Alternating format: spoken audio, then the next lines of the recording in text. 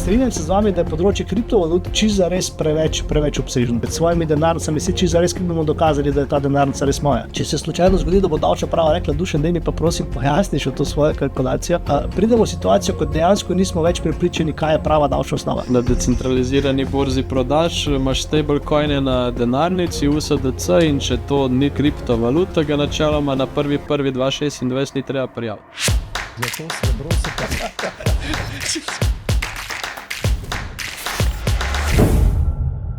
Lep pozdrav in dobrodošli v novem podcastu, kjer bomo govorili o novem predlogu davka na kriptovalute. Tukaj v studiu sta se nam pridružila Dušan in Matevž, oba iz podjetja iConsult. Podjetje, ki je v partnerstvu s Kriptomatom in na katerega se lahko tudi obrnete, če imate morda kakršnokoli davčno vprašanje. Gospod Dušan, Matevž, jaz bi besedo kar malček predal tudi vama, da se morda še malo predstavita, pa povesta morda še kaj o sebi, pa o vašem podjetju iConsult, s čim se ukvarjate. Pozdravljen, hvala lepa za vabilo v studio. iConsult je družba, ki je bila ustanovljena leta 2020, smo pa v bistvu prej, ekipa je pa skupaj že v glavnini od leta 2005, ko smo ustanovili družbo Tazrup, in sem pol v letu 2020 odkupil svetovalni posel in smo šli na svoje. To, da ukvarjamo se z davčnim, pravnim pa finančnim svetovanjem, in ideja je, da poskušamo,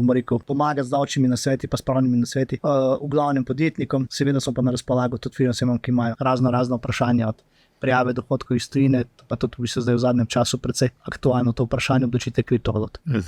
Že ko ste omenili obdavčitev kriptovalut, lik zdaj pred kratkim je razboril tale novi predlog zakona o obdavčitvi kriptovalut. Povedali ste mi tudi, da je prišel še en novi predlog. Zdaj nasplošno me zanima, kakšno je kaj vaše razmišljanje o tem predlogu obdavčitve kriptovalut. Koalicija je v javno obravnavo pred dobrim mesecem vložila, oziroma pred prvomajskimi prazniki predstavlja ta svoj osnutek predloga zakona, na katerega je bil rok za podajo pripomb, mislim, da glih po prvomajskih 5. maja, kar je seveda zelo primeren čas za to, da se človek poglobi v to težko problematiko. Kratek rok in v bistvu ta počitniški čas so pač jasno bili namenjeni, po mojem, temu, da se ljudje ne bi s tem preveč obremenjevali, ampak kljub temu razumem, da je bilo preko 322 predlogov, komentarjev na besedo tega zakona danih, to da razumem, da je predlog zelo razburil ljudi. Razburil jih je pa po mojem zaradi dveh stvari. Prva je ta razkrivanje celotnega premoženja v kriptonaložbah davčni upravi, to je kot točka 1, druga pa v bistvu za relativno visoko stopnjo in za ne dovolj posluha za naravo vlaganj v kriptosvet. Je pa potem v bistvu ravno, mislim, da prejšnji teden 16. maja pa bil v zakonodajno proceduro vložen strani poslancev NSI-ja predlog, ki ga je že pred leti oblikoval gospod Simič v okviru Strateškega sveta za debirokratizacijo. Smo takrat pač pripravili en tak kratek osnutek, ki je še zmeraj, bom rekel, po svojem mal bolj enostaven kot je trenutni predlog, in tudi v bistvu stopnja je nekoliko drugačna. Je pa res, da ta predlog, ki je zdaj v proceduri, uporablja 5% stopnjo davka na vse unovčitve kriptovalut, kar spet pomeni, da ne upošteva vseh zakonitosti in tak naprej. Zdaj, ker mora ta zakon, ki je bil vložen, iti po rednem postopku skozi parlament, se pričakuje, da bo ta postopek verjetno zaključen nekje v jeseni, in potem bo koalicija imela predvsem manj časa, da spelje oziroma v proceduro vloži še svoj predlog, če bo tega prvega zavarala. To, da mislim, da se bodo tule, bom rekel, malo kresala mnenje, in je mogoče tudi danes pravi čas, da malo pogledamo tiste osnovna izhodišča enega pa drugega zakona, pa da vidimo, kateri bi bil bolj primeren. Zdaj, v Sloveniji to, kar ni čisto v redu z vidika, bom rekel, pravičnega davčnega sistema, je, da se na določeno premoženje, ki omogoča relativno visoke zaslužke, pod določenimi pogoji ne plačuje nobenega davka. Spravi, v tem delu razumem, da je pač situacija do zdaj bila taka, zaradi tega, ker je, lahko rečem, po svoje država spodbujala naložbe v kriptovalute, da se pač, bom rekel, stvari zanimajo, da se ljudje ne ukvarjajo z davki. V eni fazi je pa tako, potem, bom rekel, večina tujih držav začne razmišljati o tem, da je pa treba te dohodke, ko se zadeva malo umirijo oziroma doseže dovolj velik obseg, pa dejansko poskusiti obdavčiti. Ampak ideja kot vedno mora biti to relativno malo število zavezancev, obdavčimo tiste, ki dejansko imajo eno dovolj veliko premoženje oziroma dovolj velike donose, da državni proračun v bistvu iz tega kaj ima.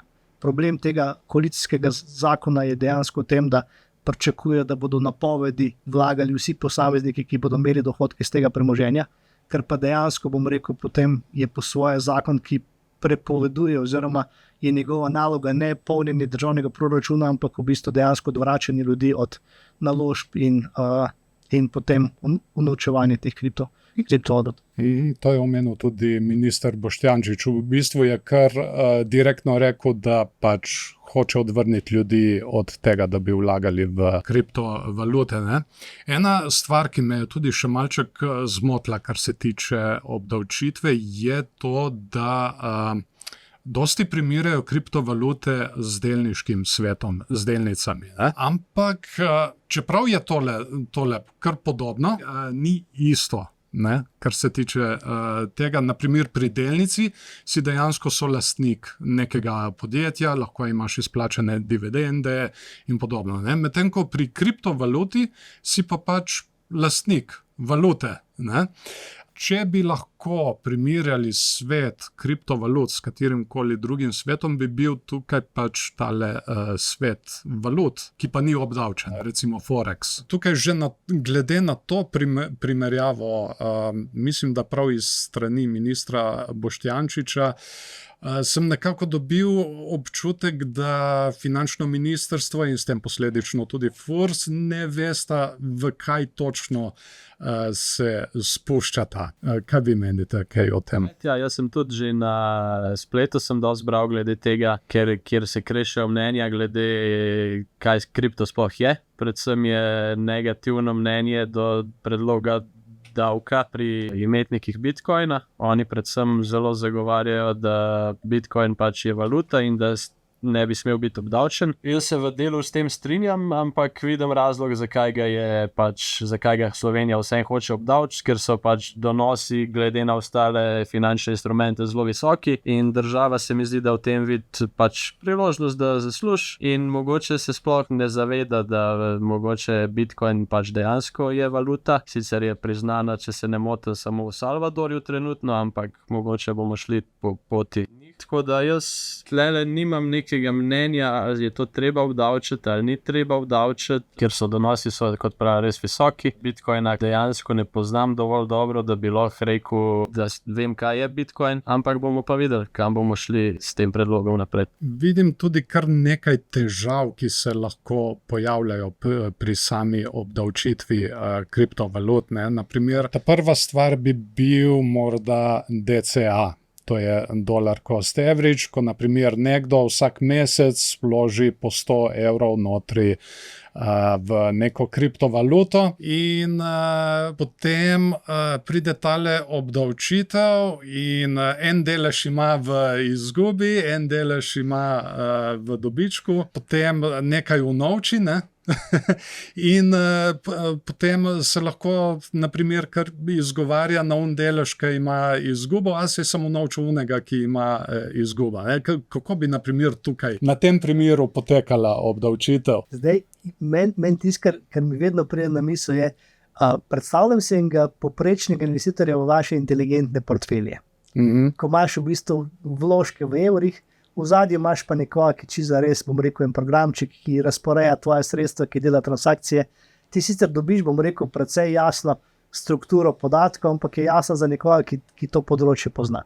Jaz, ko sem v bistvu takrat prvič gledal se vaše tabelce, nisem znal zaračunati sploh skoraj za res karkoli, ker dejansko tule mislim, da moramo ločiti dve skupini vlagateljev v kripto. Ljudi, ki vejo, kaj delajo, ki tudi v bistvu, bom rekel, imajo zelo jasne kalkulacije, kaj so posamezni dan zaslužili, so izgubili, ki tudi na dolgi rok razumejo, da bodo te podatke rabili malo za to, da se učijo iz svojih napak, pa da jih ne ponavljajo več. Pa tiste tak vlagatelji, kot sem jaz, ko pač ne vem, zdaj sem 1000 evrov vložil na eToro, to Bitcoin, malo karikiram, 1000 na Revolutu, nekaj v kriptomatu in zdaj bom iz Revoluta nekaj prodal, vse ne vem, kaj je zdaj nabavna vrednost. Imam vsega skupaj za, ne vem, 300 evrov dobička ali pa 200 evrov izgube in zdaj, da bom jaz te podatke zbral, jih skupaj uredil in pravilno napovedal davčni upravi, bom jaz imel ogromno dela. Če se slučajno zgodi, da bo davčna uprava rekla, Dušan, daj mi pa prosim pojasniš to svojo kalkulacijo, čisto res v bistvu ne jaz, ne država, ker se bo tudi nekdo na strani davčne uprave mogel ukvarjati s tem primerom, pa ga razumeti, pogledati se podatke, analizirati. Pridemo v situacijo, ko dejansko nismo več prepričani, kaj je prava davčna osnova. Zdaj, približno vemo, ok, naredil sem 300 evrov dobička, nasplošno v 10 letih, sam kdaj bom po tega plačal davek, pa še ne vem. In zdaj v tem delu je pač jasno, se pravi, prvo vprašanje je sploh, kakšna je bila cena kriptovalute, ki sem jo kupil, na kateri borzi sem jo kupil, ker se cene tam lahko razlikujejo, ali se upošteva dejansko moja plačan znesek na določen dan v dnevu, ali se upošteva poprečni tečaj, ker tudi tule so, bom rekel, v kriptosvetu lahko pomembne razlike. Nekaj sem kupil zjutraj, je bilo pol popoldne vredno 10% več, pa rečemo, da je poprečni tečaj pa bil pomembno višji, pa še tečaj je pač jasno pretvorbe iz evrov v dolarje, v ne vem, kjerokoli valuto, in se bomo tu leči zares zgubili. Mi imamo že za strankami, ki vladajo v te tradicionalne trge, v delnice, vzajemne sklade, obveznice v norveških kronah, pa avstralskih dolarjih, pa ameriških dolarjih, pa ne vem, švicarskih frankih, pa angleških funtih, pa evrih, strašne probleme, da znamo to sploh preračunati na tečaj v evro, da znamo potem te stvari prijaviti. Zdaj pač jasno, za številom transakcij problematika sam eksponentno raste. Ne raste tako, v bistvu imamo malo več, ampak se nam ta zadeva pomembno zakomplicira. In v tem delu si predstavljam, da bo tudi davčna uprava mogla, bom rekel, postaviti na jasna pravila, kako v teh primerih poenostaviti kalkulacijo, pa posamezniku omogočiti, da bo sploh vedel, ali je ustvaril dobiček, ali ga ni. Ker je tipični primer v evrih, v dolarjih sem mogoče v zgubi, v evrih sem pa mogoče v plusu, ali pa obratno, glede pol tudi na te menjalne tečaje. In v tem delu čisto res si zelo težko predstavljam poprečnega zavezanca za ta davek, če bo sprejet v take oblike, kar je predlagan nas. Ja, ravno v tem je tudi ta največja težava, ki jo vidim tudi jaz. Ne?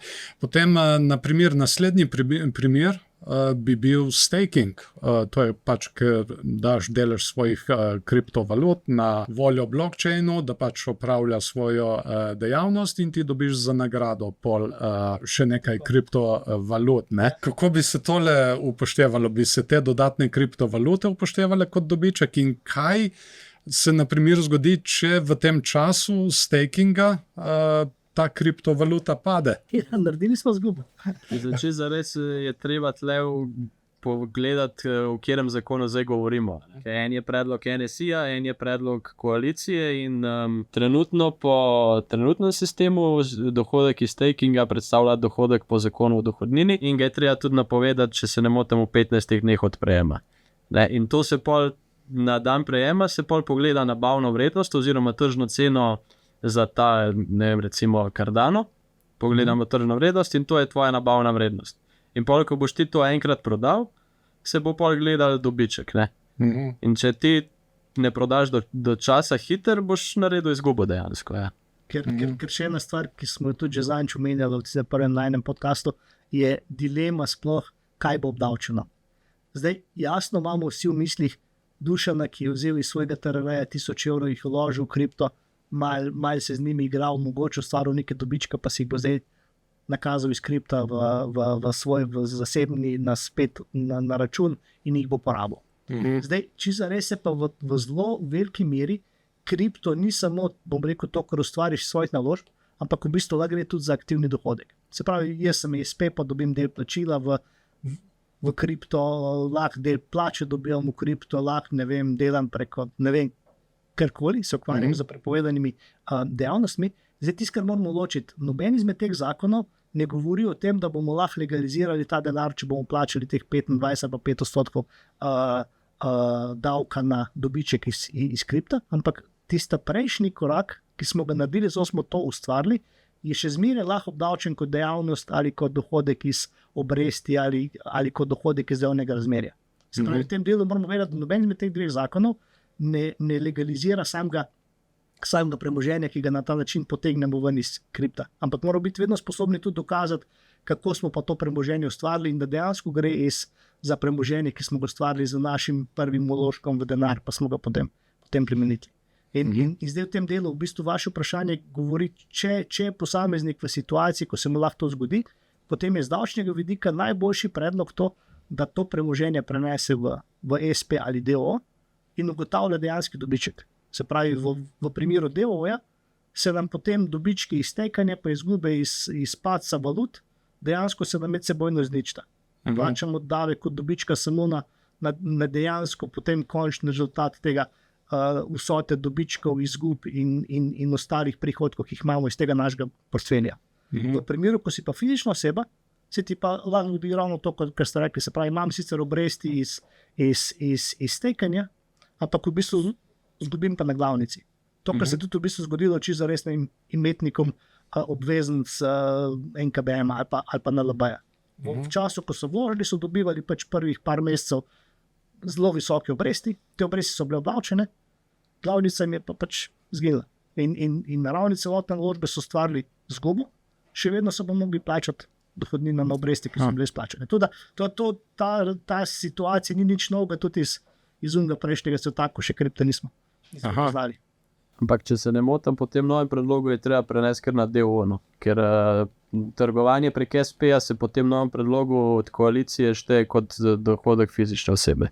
Se ne obdavčuje več kot dohodek iz dejavnosti. Kar pa spet v bistvu bolj pojasni zadevo. Zdaj, trenutno smo v situaciji, ko je dohodek iz kripta lahko razvrščen v 4 razrede. Po tem novem predlogu bomo skoraj vse dohodke iz kripta imeli samo obdavčene po tem zakonu. Razen tisto, kar smo se prej pogovarjali, kaj je bil pa vir za ta naš kripto. V tem delu tudi ta predlog daje malo več jasnosti, da trgovanje ne bo v nobenem primeru več dohodek iz dejavnosti. Nimamo pa več tega tveganja. Potem imamo mi tukaj tudi naprimer stablecoine. Imamo naprimer tukaj v Evropi USDC, EURC, ne? Ali bo tudi na tem področju isto obdavčeno. Recimo, če držim v USDC-ju nekaj denarja, pa potem jaz pretvorim v evre. Ali pa če pretvorim v EURC, ne? Če naprimer v tem času dolar dobi nekaj na vrednosti, ali bi po tem predlogu tudi to bil predmet obdavčitve? Zdaj, jaz, kakor predlog zakona razumem, oni za stablecoine izvirajo iz direktive MiCA, ki smatra stablecoine za elektronski denar. Če so izpolnjeni pogoji, ne vem, da ga lahko zamenjaš za to valuto, kjer predstavlja, da je regulirana in tako naprej. In elektronski denar ni kriptovaluta po obeh predlogih zakona. Je pa tukaj dilema, a se USDT, ki ni podvržen MiCI, ki so se rekli, da se ne bojo ravnali po pravilih MiCE, ali USDT pa predstavlja elektronski denar ali predstavlja kriptovaluto. No? To je pa moja dilema, ker sem bral predloge oba. In težava, ki jo pa imamo, so pa pretvorbe iz kriptožetonov v stablecoine pa nazaj v kripto. Zdaj v tem delu gre pri prodaji kripta za stablecoin, čisto zares za nakup storitve, za nakup elektronske denarja, se pravi za zamenjavo, in potem, ko ti ta stablecoin ponovno zamenjaš v eno drugo kriptovaluto, si že naredil transakcijo, ki bi lahko povzročila to, da boš mogel plačati davke. Tudi v tem delu je še precej nejasnosti. Jaz tule ne vem, či je predlagatelj zakona si čist predstavljal vse situacije, ki se v tem delu lahko zgodijo. Je pa res, da, kot ste rekli, se pravi, če imam del privarčevanih sredstev v dolarjih, pa del v evrih, pa del v frankih, se mi te tečajne razlike, bom rekel, nikoli ne obdavčujejo. Če pa imam naložbe v obveznice ali delnice, ki so v tuji valuti, se mi pa tečajne razlike povštevajo davčno osnovo. Se pravi, v tem delu spet, če gledamo ta star svet davčni, v katerem sem jaz zrastel, smo imeli čisto res iste probleme. Se pravi, če si imel denar na TRR-ju, na katerega se ustvarjajo obresti, si v bistvu tečajne razlike niso bile obdavčene. Če pa imaš denar vezan v vrednostnem papirju, delnica, obveznica, ki je pa nominirana v tuji valuti, se pa ta njena rast tudi obdavči. Se pravi, pa ne odštejemo tečajne razlike kot neobdavčenega zneska in plačamo dohodnine samo na prirast v evrih, ampak je v bistvu celotna vsota potem obdavčena kot dohodek posameznika. Premalo poznam področje, nisem nič pogrešal. In se bojim, da tudi tisti, ki so zakon pisali, pravzaprav teh vseh vsebin ne poznajo.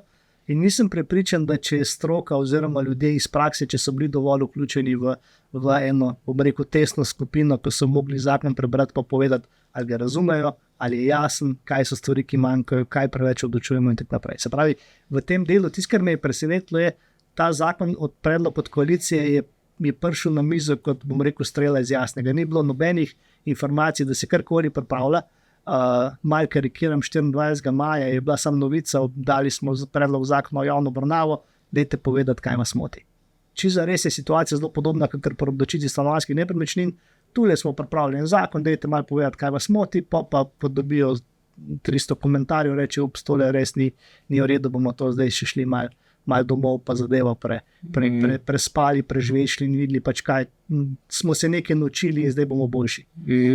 Strinjam se z vami, da je področje kriptovalut čisto res preveč obsežno. Se pravi, isto, kot da bi banke pa eno mehanično delavnico pa bar poskusil obdavčiti z istim davkom na tonažo.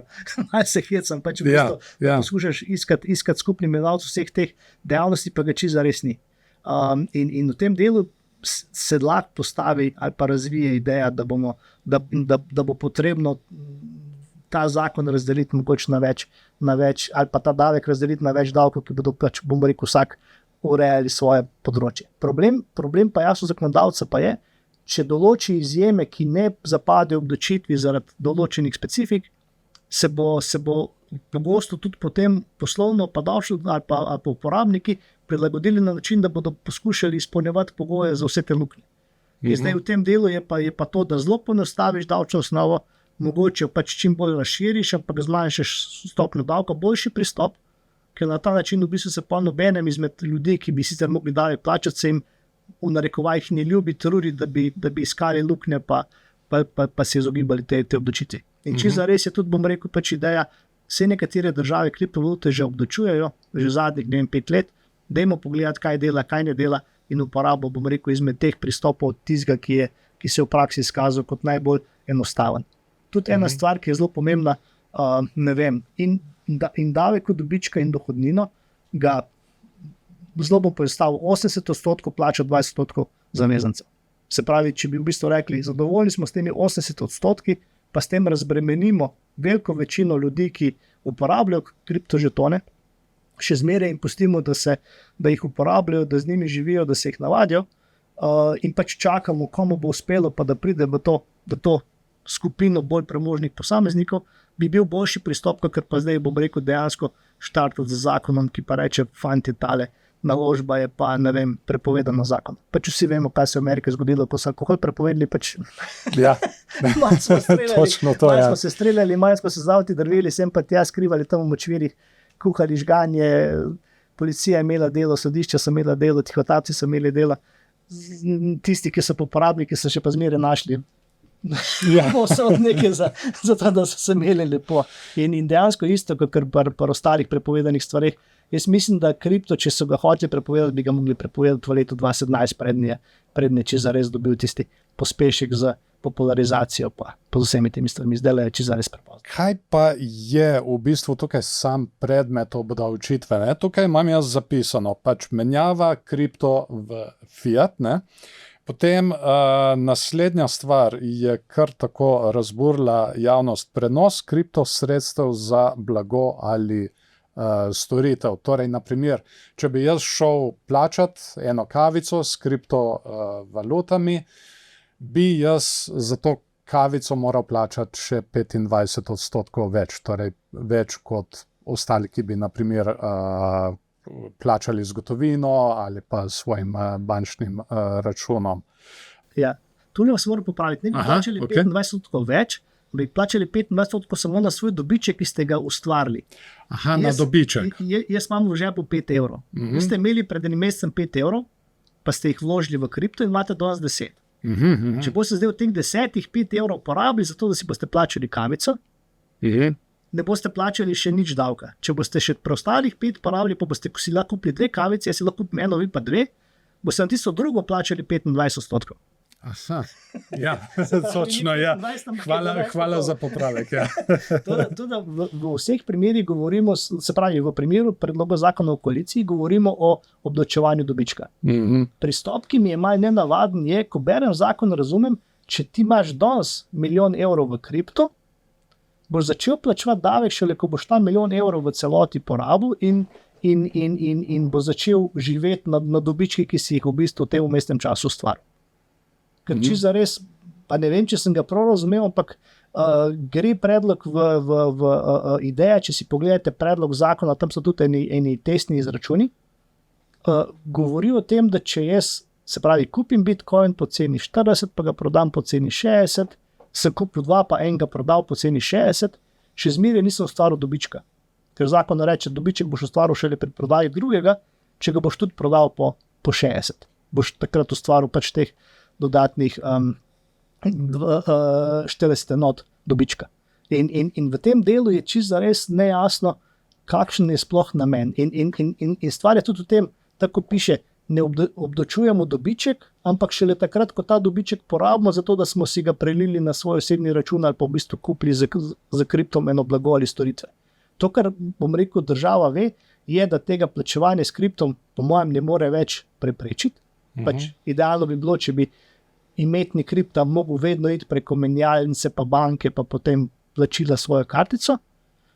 Zdaj, ker so pa ponudniki blaga in storitev začeli sprejemati tudi plačilo v kripto, je pa tudi ta, bom rekel, bližnjico potrebno nekako obdavčiti, da imaš enakopravno obravnavo vseh, ki potem iz kripta potegnejo ven določeno premoženje. Ne vem, vi najdete prodajalca stanovanja, ki sprejme plačilo v kripto, moj pa pravi, da bi pa rad denar sam na trg. Zdaj, da bo oba dva, bom rekel, v podobni situaciji, mora država poskrbeti za to, da bo od obeh dveh pobrala davek.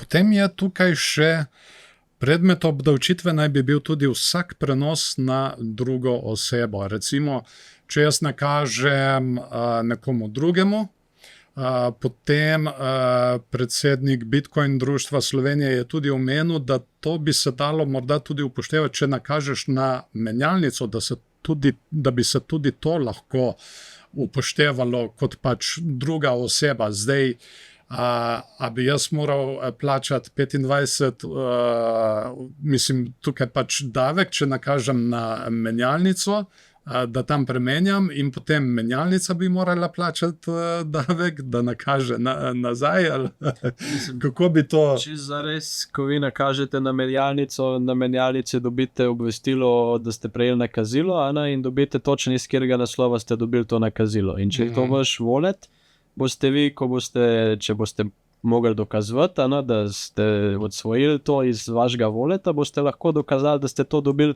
na vaš račun na menjalnici. Ker vem, ko dobiste iz walleta točen transakcijo, dobiš tak transaction hash in točno vidiš, iz katerega walleta se dobil, pa kam. Če je tvoja menjalnica, jaz mislim, da tle ne bi smel biti problema. Problem bo dokazati, kaj so tvoji walleti, kaj niso tvoji walleti. Recimo tudi problem, zmeniš se za neko storitev proti vrednosti 5000 evrov, nakažeš iz tvojega walleta na wallet tega izvajalca in pač plačaš davek. Zdaj sicer to dejansko gre za odsvojitev kriptosredstev, ampak je pa tudi treba pol davkov. Zdaj v večini primerov mislim, da bi tam ta določba mogla biti vključena že v tisto plačilo za dobavo blaga ali storitev. Pač kaj je razlog, da jaz iz svoje denarnice nekaj nakažem vam? Kaj je smisel tega? Zdaj običajno vam nekaj plačam ali pa vam dam posojilo, veste, zdaj in čisto res je pa treba definirati, kaj je druga oseba. Zdaj, ideja zakona ni bila obdavčevati poslovanje znotraj kriptosveta, je pa čisto res to, kar ste pa rekli, je pa problem upravičeno bil izpostavljen, ker čisto res se lahko zakon tolmači na ta način, da bomo mogli pri nakazilih med menjalnicami pa iz menjalnice na osebno denarnico, pa nazaj, pa sem pa tja, pa med svojimi denarnicami, si čisto res, ki bomo dokazali, da je ta denarnica res moja. Ja, ampak naprimer ključe do te denarnice ima pa menjalnica, ne? In tukaj je bil izražen strah, da bi se to lahko upoštevalo kot pač druga oseba, ne? Jaz mislim, Ja. da predlagatelj zakona ni tega mislil, kot da je menjalnica, kjer imaš ti račun aktiviran druga oseba. Ampak je pa tudi problem, recimo, kako bomo dokazovali, da nam je prišlo do vdora. Fos bo videl, iz tvojega voleta je šlo 100 jurjev gor, ti boš rekel, pohekali so me, social hack, ne vem, kako so prišli noter. In oni bojo rekli, ne, niso, dokaž. In kako boš ti zdaj dokazal, da so te dejansko pokazali? Jaz poznam primer, en moj kolega, so mu pohekali in je izgubil neki kriptovalute. Ne? In smo šli gledati transakcije, nobene potrditve nismo najdeli, da bi kaj potreboval, ali pa kaj tazga sam dole šlo. On pa zdaj bo na to plačal še davek. Še brez denarja je. Kako? Ja, na policijo je treba iti. Ja, mislim, tisto, kar je zanimivo, prav v tem kriptosvetu so čedalje pogostejše te razno razne Prevare. spletne goljufije. Ja. Ne vem, pač dobiš klic iz družbe iz Srbije, ukvarjamo se s kripto, tam že ne vem, dajte nekaj. Lik danes sem dobil en klic. Ja. V bistvu pač dej vloži 5, pa dobiš 10, pa vloži 20, pa dobiš 30, nazaj pa vložiš pa 100, ko si že ven zagnan, Ja. pa 200, ga pa pol ni več nazaj. In v tem delu čisto res bo tudi davčna prava mogla v bistvu uvesti ene, bom rekel, rešitve, ki bodo omogočale, da se posameznik v tem primeru izogne odločitvi. Mi smo imeli kar, ne vem, en primer enega gospoda, je tudi v bistvu vložil, ne vem, v eno nekam, spet v bistvu ena goljufija, imel je en spletni vmesnik, ki mu je kazal, kako v bistvu lepo mu premoženje raste, pa tega dare, ko ga je pa rekel, bi si ga malo izplačal, mu ga pa niso konec izplačali. To rekel, morate še gor naložiti. Daj še da kažem, 10 jurjev, da sprostimo. In na srečo je tudi v bistvu gospa na društvu, s katero smo se pogovarjali, je sprejela to njegovo razlago. Pač v bistvu predstavili smo, kaj se vse je dogajalo, ker čisto res v bistvu informacije, ki je podobila iz spletne borze, je pa to, da je ustvaril dohodek v določeni višini. In gospa inšpektorica bi ta dohodek kamot obdavčila, ker bi rekla, saj nimaš nobenega dokaza, da ga nisi dobil. In pač jasno, če te nekdo krade, ti ne moreš imeti dokaza, da ti je to res ukradel, da nisi tega naredil sam. In v tem delu bo po mojem ogromno enih dilem, ki se bodo pa reševali šele skozi čas, če bo kjer izmed teh dveh davkov vedeli. In v tem primeru prenos na drugo osebo je čisto res, tako ste rekli, ali pa kar ste rekli, dilema je, kdo je ta druga oseba. A je to moja druga denarnica, ali je to, kaj če ženi nakažem nekaj. Ali se to, če se med družinskimi člani prenaša, da gre za obdavčitev, ne vem, če sem kakšno oprostitev videl. Imeli smo, mislim, na področju teh delnic pa deležev, imaš možnost, da lahko zakonskemu partnerju ali pa otroku preneseš del svojega portfelja, oziroma deleže v firmi, v kateri imaš vsaj določen minimalni obseg, in se na njega prenese tudi tvoja nabavna vrednost in trenutek pridobitve. Zdaj, trenutek pridobitve je pomemben zaradi stopnje davka, nabavna vrednost pa zaradi tega, da se potem v bistvu ugotavlja, kakšna bo njegova obdavčitev, če bo te delnice ali pa nepremičnine prodal. In tudi v bistvu na tem kriptosvetu jaz mislim, da moramo začeti razmišljati pa tudi o kakih podobnih opcijah, če že rečemo, ok, obdavčili bomo vse, da je potem posameznikom dejansko možno, da vsaj tiste osnovne transakcije, ki se lahko dogajajo, pa ki se pogosto dogajajo prenosi znotraj familije, da najdemo en način, kako se Ja, prav to sem mislil postaviti, tudi svoje naslednje vprašanje. Marsikdo hrani v Bitcoinu tako dolgoročno za svojo družino, za svoje otroke, da bodo potem oni naredili kaj iz tega. In to bi se tudi potem predlogu zakona avtomatsko upoštevalo kot pač druga oseba. In čim bi oni to dobili, sigurno, če gledamo dolgoročno, takrat je dobiček že kar velik, bi morali na ta dobiček potem plačati 25%, ne? Ali pa 5%, kot je po tem drugem predlogu. Tako. Zdaj, govorili smo že malček tudi o težavah za uporabnike. Zdaj, ta prva težava je seveda višina davka, 25% se zdi marsikomu kar precej. Potem tukaj je vodenje birokracije, evidence, birokracija, kot vemo, zna biti kar tako malček, kako da se izrazim, ubijalec poslov, marsikomu se ne da tega dajati skozi. Potem ogromno ljudi moti, da ni časovne kapice, kar se tiče obdavčitve. To je, na primer, za hodlerje. Če držiš eno kriptovaluto nekaj časa, da si potem oproščen davka na dobiček. Recimo, Hrvaška ima časovno kapico, oni imajo tudi že obdavčene kriptovalute, ne? Potem Nemčija, Avstrija, če se ne motim. Nemčija in Avstrija naj bi tudi prvotno imele en tak podoben zakon, kot ga zdaj mi nameravamo uvesti, pa so ga potem nadgradile s časovno kapico.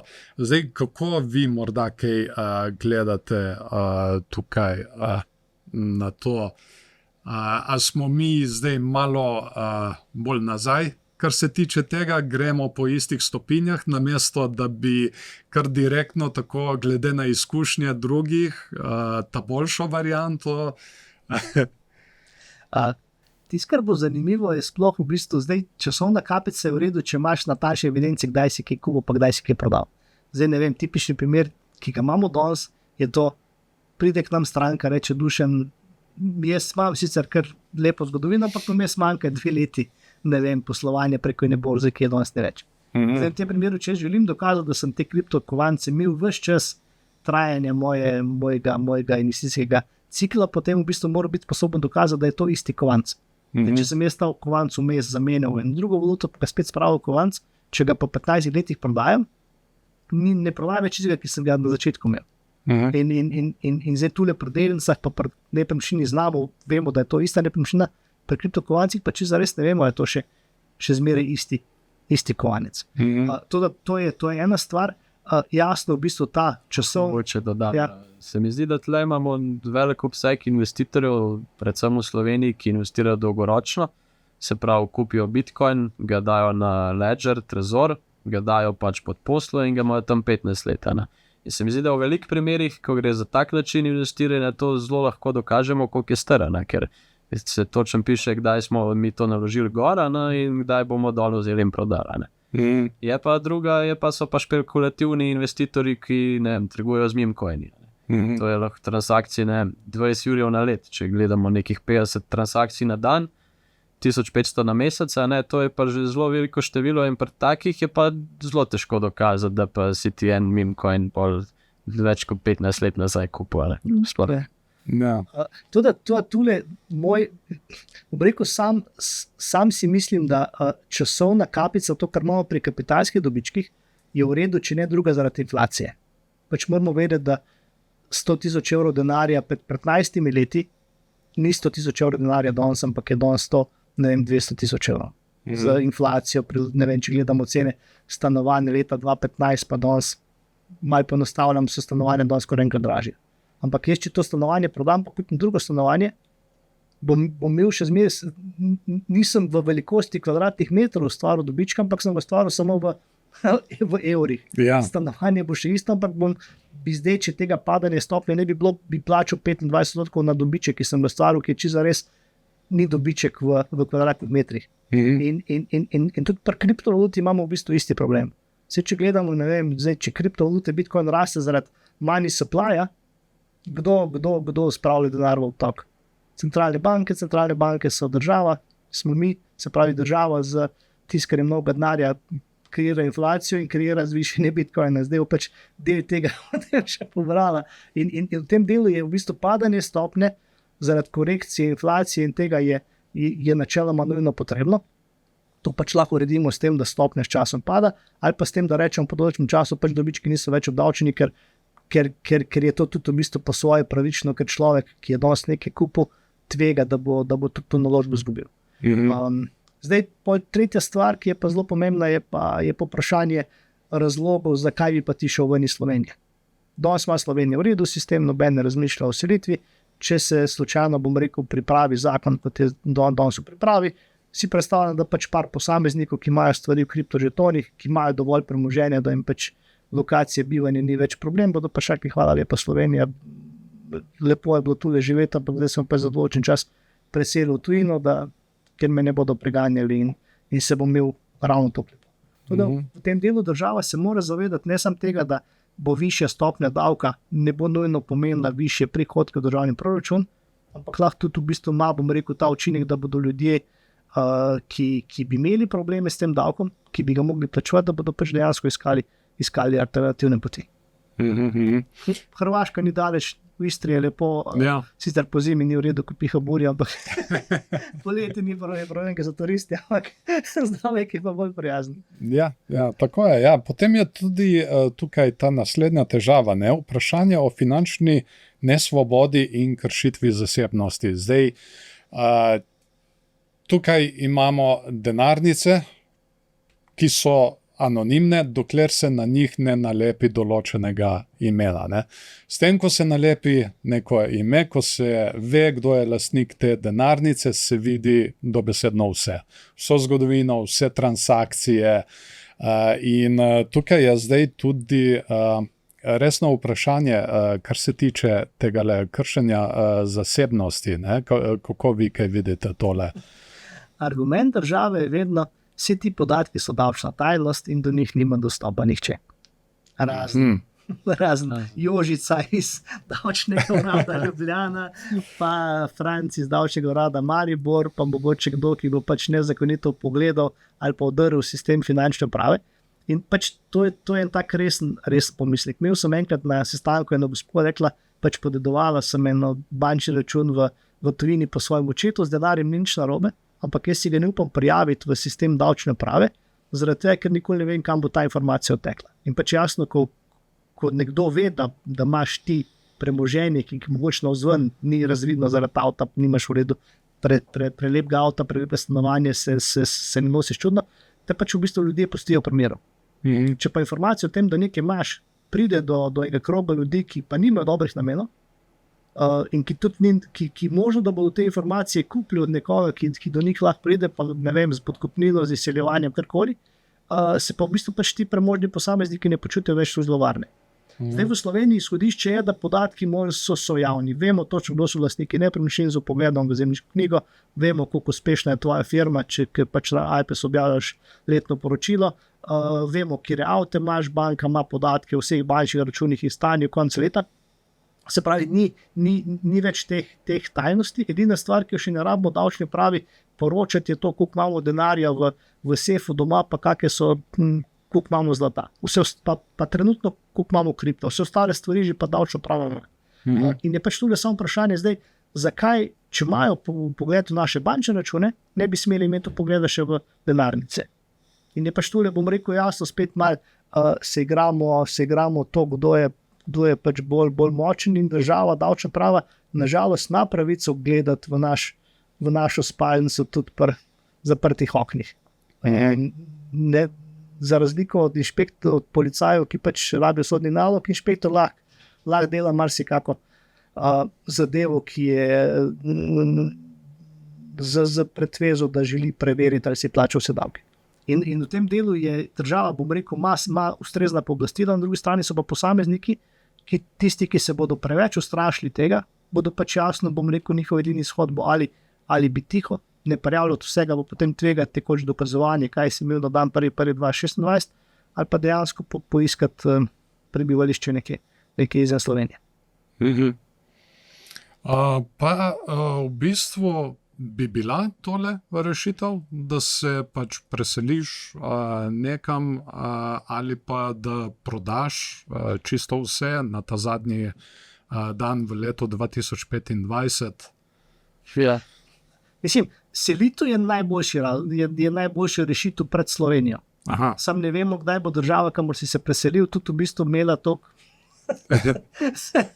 čudne politike, da bo tudi tam uvedli obveznost. Ne vem, najboljša zgodba mi je, ko smo se leta 2015 pogovarjali bančna tajnost, pa Avstrija, Švica, se to bo do konca ne bo ta bančnik nič povedal, pol čez 3 leta smo pa dobili že to evropsko direktivo o izmenjavi podatkov in ukinitvi bančne tajnosti.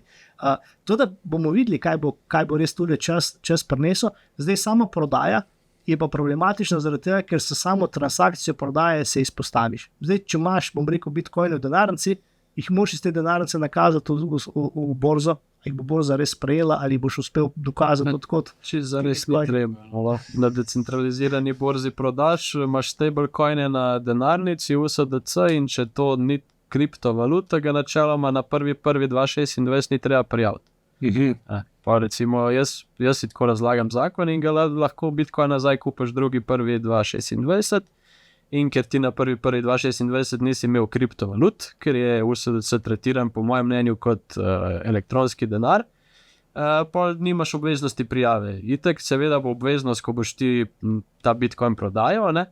Ampak ne bo pa imel furs do te prve prodaje, ne bo imel nobenih evidenc o tvoji vrednosti kriptovalut. Je pa res, da takoj, ko boš ti prodal, boš mogel fursu dokazati vse nakupe in prodaje v obdobju enega leta, oziroma če bojo nakupi še prej, in tudi vrednost na začetku leta in vrednost portfelja na koncu leta. In tako da bo furs ne glede na to imel vse podatke. Sam malo kasneje. Ja.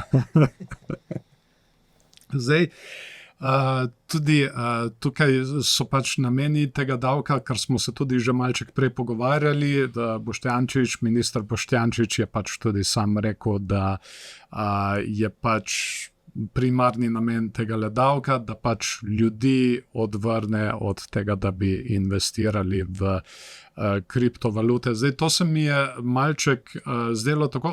On tudi, sem kar nekaj intervjujev z njim pogledal na tole tematiko in za njega so kriptovalute špekulativni inštrument.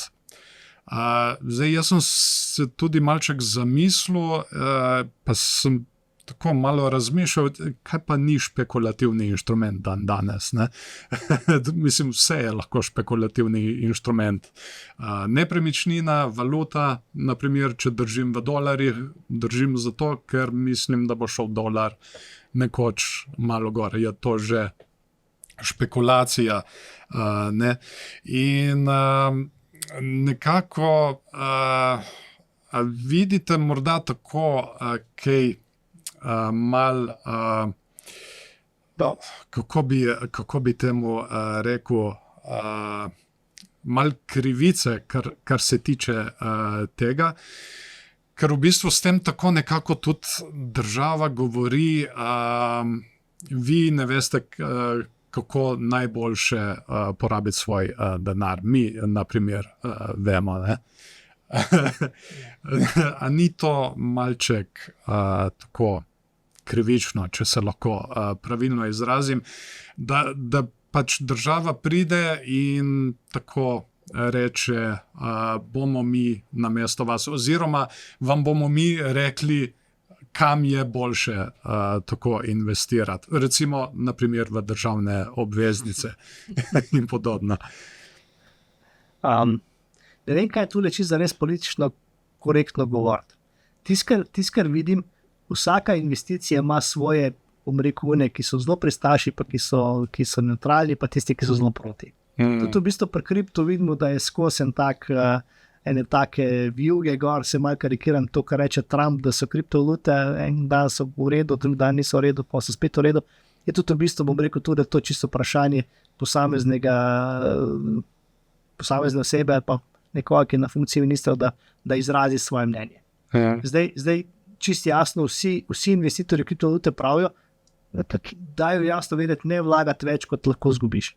Se pravi, čisto res vemo, da kriptovalute lahko po jutrišnjem, če ne bo več zanimanja za njih, če jih nekdo prepove, bodo zgubile vso vrednost. To v bistvu, bom rekel, delnice zgubljajo vrednost. Tipični primer, vlaganje v Rusijo v letu 2021, trg raste, delnice raste, vse v redu, pa se pa 2022 zgodi vojna, premoženje, tam se zamrzne, imaš pač tam ene delnice, do katerih ne moreš.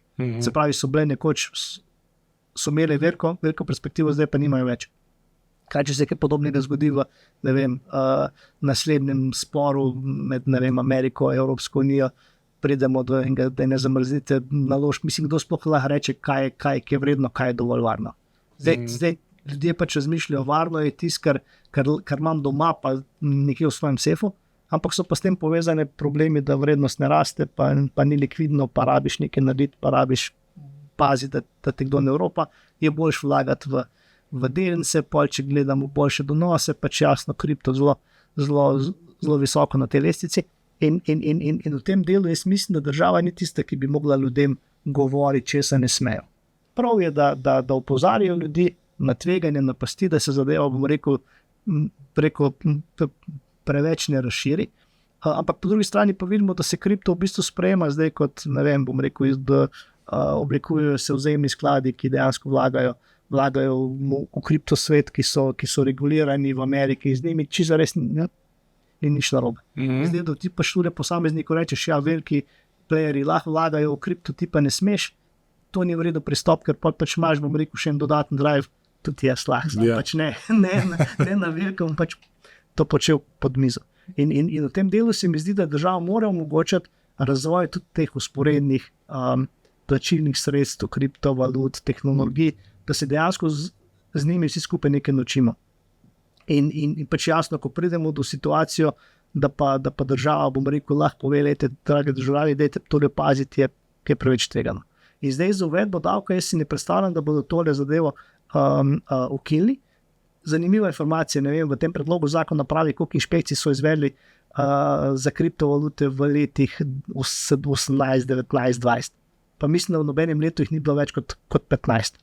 Se pravi, če slovenska davčna prava začne leta 26, 27 inšpicirati to področje, pa rečemo, da imajo na razpolago, ne vem, 200 pregledov, se bodo pač ukvarjali z 200 temi dušeni raji, ki so imeli, ne vem, 5,000 in 10,000 evrov davčne osnove, vsega skupaj nič, či za res v bistvu večine pa ne bodo nikoli mogli nadzirati. In zdaj v bistvu v tem delu je vprašanje, v kaj ne država vlaga svoje resurse, in moj predlog je pa zmeraj, da čim širšo davčno osnovo, čim nižjo stopnjo davka, da se ljudem ne ljubi utajevati, pa predvsem jim pa dati možnost, da v bistvu plačajo davek od osnove, ki jo relativno enostavno dokažejo.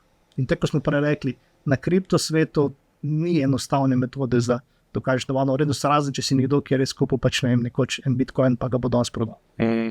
Ampak ti posamezniki običajno nimajo imeli tega problema. Seveda, ja. Pa mislite, da FURS tukaj mogoče tvega prezasičenost?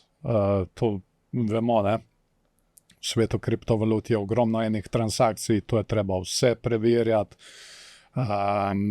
Tukaj, glede na to, da ni tudi nekega minimalnega zneska, ki naj ne bi bil obdavčen, tako kot je bil po Simičevem predlogu zakona, ne, to lahko pride cela poplava enih transakcij, ki bi iz katerih se FURS lahko ne bi videl ven. Ne. In to bi lahko pomenilo tudi, jaz lahko nekaj prijavim FURS-u tega in tega leta, ne, in potem FURS pride do mene čez enih 5 let, veste, se spomnite tam pred 5 leti, no toliko davka morate zdaj plačati. Ne. Zdaj v tem času jaz mogoče od tega dobička nimam nič več, ne, od česa bom jaz plačal davek. Ne. Čez 5 let, ko bo že razvil nek AI, ki bo avtomatsko preveril vse podatke in pol bo tako je. Ročno bo pa težko. Ja, ročno bo to zelo težko preverjati. Zdaj, zagotovo država tvega to prenasičenost. Zdaj, država more vedeti, kakšen bo njen strošek pobiranja davka, pa tudi potem nadziranje teh transakcij in kakšen bo tudi v končni fazi izplen.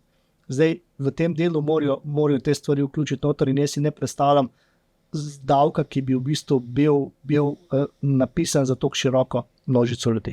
Tisto, kar zakon v tem primeru mora izvzemati, so pač, bom rekel, transakcije do višine, ne vem, bo 60,000 evrov. Sliši se dosti, ampak v bistvu čisto res je strošek pobiranja davka za manjše zneske prevelik. In to tudi, pač bom rekel jasno, v kriptosvetu imamo obdobje, ko so visoki dobički, pa imamo tudi obdobje, ko ni dobičko ali pa so celo visoke izgube. In zdaj če dejansko rečeš, da boš s tem davkom nekaj pobral, če zares ne vemo, ker ne vemo, kam se bodo kriptovalute gibale. A pa bi se, to je še eno vprašanje zanimivo. Recimo, da ima uporabnik izgubo, pa hoče zdaj unovčiti neko kriptovaluto. A bi se mu sploh splačalo prijavljati tole izgubo? Sigurno pač mora k kakšnemu svetovalcu pa vas postopek dati skozi. Kako bi to v bistvu sploh potekalo? Bi se mu splačalo ali bi se mu bolj splačalo, da potem enostavno plača davek? Ne vemo, odvisno od zneska. Pa po zahtevnosti tega dokazovanja. Tule bo čisto res praksa dokazala, kaj se bo dogajalo. Koliko transakcij govorimo, da je ustvaril izgubo. Če je to ustvaril izgubo v 2 letih trgovanja, je to ogromno več dela, kot da je kupil Bitcoin postopek, ga pol prodal, ki je padel na 80. Dajmo se zdaj še malček pogovoriti o pomembnosti jasnih davčnih pravil za gospodarstvo. Zdaj tukaj v Sloveniji je zelo specifično. Na 4 leta se ponavadi menja vlada in potem so tukaj ponavadi tudi čisto drugačne davčne ureditve, ne? In za gospodarstvo je zelo pomembno tako, da je nekaj stabilnega, kar se tiče davkov, kar pa mi zadnje čase pravzaprav nimamo. Ne?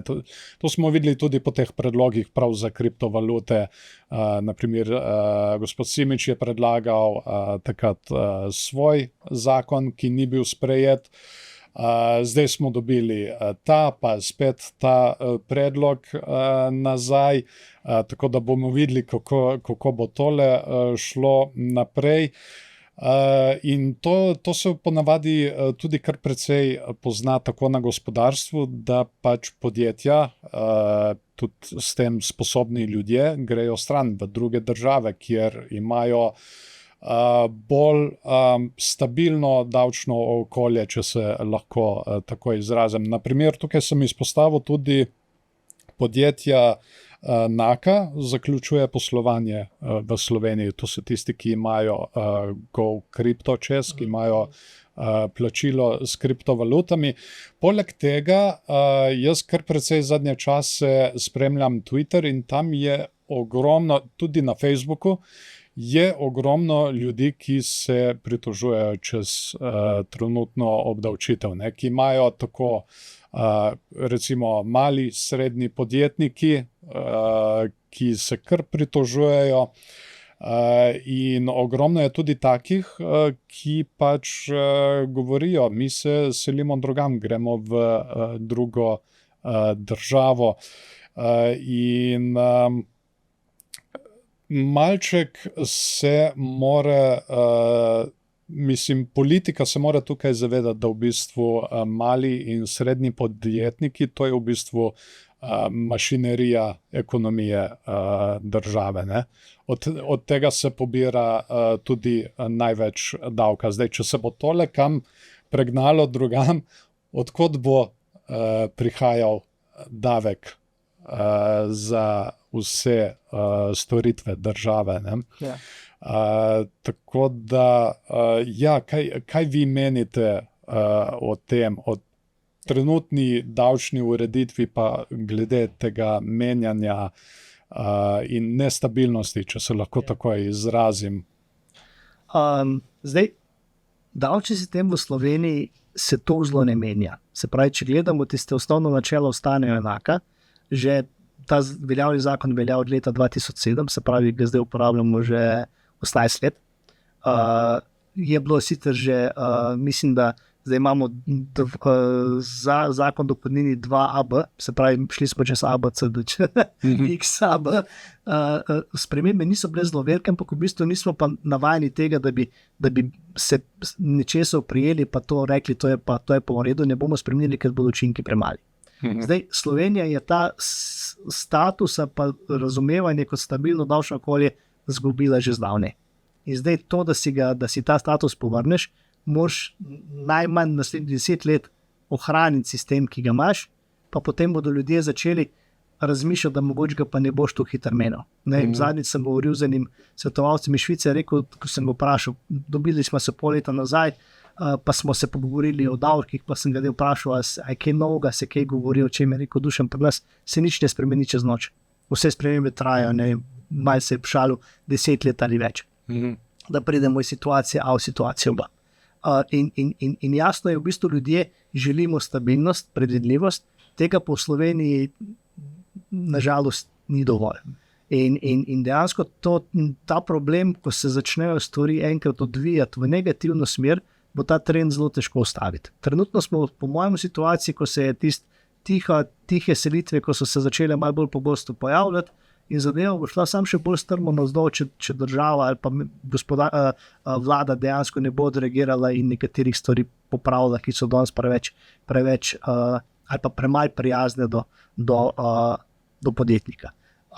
Zdaj, kaj to pomeni za davek od kriptovalut, pač jasno, če želimo razbremeniti plače, moramo nekaj drugo obdavčiti in reči to, na kripto bomo pobrali 300 milijonov, da jih bomo dali pol ljudem, da bomo imeli 300 milijonov nižjo dohodnino, učinka pri dohodnini ne bo, tule bomo podgnali vse premožne kriptomilijonarje ven iz Slovenije, nismo čisto res nič naredili. Vse to je tisto, ja. In v tem delu v bistvu more vlada ali pa država za svojimi ukrepi iskati eno ravnotežje. Zdaj jasno bom rekel, pač lahko rečemo, pobrali bomo x evrov več, zato da bomo imeli malo boljše ceste, x evrov več, zato bomo imeli malo boljše zdravstvo. Ampak v tem delu, karkoli naredimo, se situacija na področju, kamor vlagamo, toliko pomembno ne spremeni, da bi upadli tisto razliko. V zdravstvu zaposlili smo dodatne kadre, porabili smo dodatnih x milijonov evrov denarja, je pa situacija kvečemu slabša, ali pa občutek je slabši, kakor je bila pred 5 leti. In v tem delu bo država mogla delati na tem, da bo znala povedati, tule smo pa stvari, so se začele premikati na boljše. Jaz pa mislim, da zdaj še niti nismo se dotaknili dna, ampak da še kar tonemo in da bomo še nekaj časa šli navzdol, preden se bodo stvari mogli obrniti na boljše.